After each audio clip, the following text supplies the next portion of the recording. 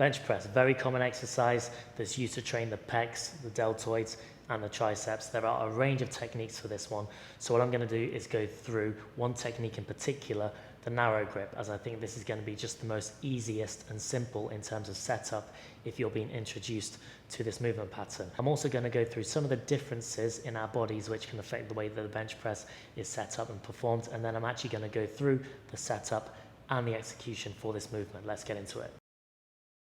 First anatomical difference is your rib cage depth. Now, there's flat rib cages and there's cylindrical rib cages. I've got a very cylindrical rib cage, which means that it's quite deep. And that means that as my humerus comes down and past my torso, I'm getting a lot more length in my pecs. So by the time the bar hits the bottom, I've lengthened my pecs more than someone who's got a flatter rib cage. So that's an advantage for someone with a cylindrical rib cage. However, there's a potential disadvantage in that it's going to be much harder for you to keep your shoulders in a stable, depressed and retracted position, purely because they've got to move further around the rib cage, whereas someone who's got a fairly flat rib cage, from the back, their shoulder blades are pretty much in that position already. So that consideration there can affect the setup, and it might be something that we need to work on prior to executing this movement. Next thing I want to talk about is sternal angle, purely because, as a side note, when we are choosing the orientation of the bench, i.e. if it's decline, flat or incline, it might not have the impacts that we think it does because of our sternal angle. So let me explain that. This is your sternum here, and if we are to look at this being the top of the sternum and this being the bottom, this would be neutral. So if you're in flat, then obviously we're starting in a flat position. However, some people, me included, have a negative sternum angle, so the bottom deviates from the top. So this would mean that when you are flat on a bench, you're already kind of at an inclined position, which actually helps in terms of lengthening the pecs and even the upper portions of the pecs. However, if we were to move into a decline position, we would find our sternum is in the same position as if someone was lying flat on the bench who had a neutral sternal angle. So that's something to consider when we are setting up the bench in various orientations and we're thinking about the fibers of the pecs that we are trying to target. First things first, setting up your bar and your bench when you're performing this in a squat rack rather than a fixed bench press. So what we're going to do is set up the barbell so that it's around about top of the pelvis. That's going to be a good position for you. When you get down, you'll find that you're able to re-rack and unrack safely and effectively. Next thing is the bench itself.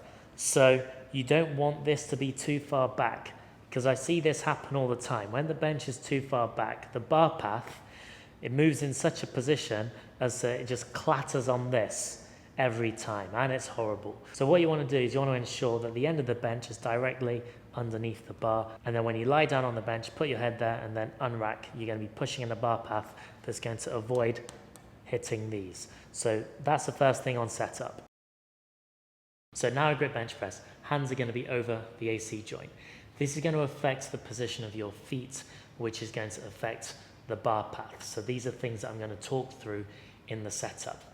So feet are going to be under the knees. If we were to do a wide grip bench press, our toes would be behind our knees so that we could perform more of a vertical leg drive, and that would cause more of a vertical push.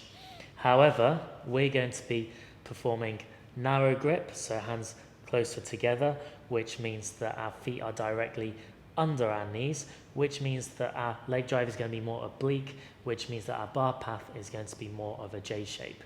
So let me go through how we're going to set up for the narrow grip bench press right now. So feet are in position. I'm not performing the leg drive yet, but they're in position ready to start that leg drive. Then I'm going to lie down and assume my grip. So in this position, I just want to bring the forehead under the bar. When it comes to grip, I'm going to go slightly wider than my AC joint, because when I lock out, my hands are definitely going to be over my AC joint. So just slightly wider.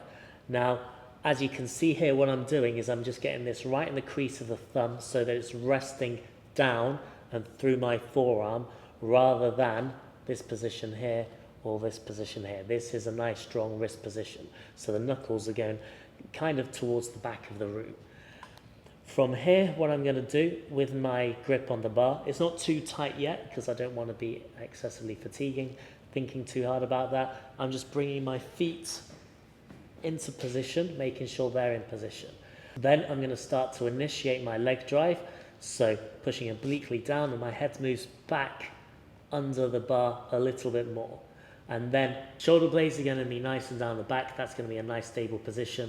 If you're someone who struggles with that, I do recommend that you watch the shoulder mobility video that I'm going to link below. That's going to help you to get your shoulders in a nice retracted and depressed position, which they should be in. Once I'm there, I'm now going to think about unracking. So I bring the bar over the chin. For the descent, make sure the elbows are pointing back towards the room. What we're going to do is take a nice deep breath into the rib cage to expand the ribs, and that's going to help us get a little bit more length in our pecs. And then we're going to bring the bar down in a J shape to the bottom of the sternum.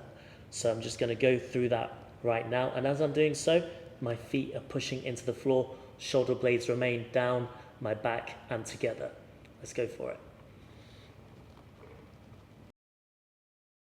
For the ascent, the bar is at my sternum, and we're going to push the bar back over my chin. Now, at the bottom of the movement here, we want to keep the elbows together so that there's tension. We don't want to be completely relaxed here. Shoulder blades together as well. And importantly, leg drive is going to be important. We want to create that counter force now so that the bar goes back above my chin, because at the moment it's obviously quite far forwards in front of my chin.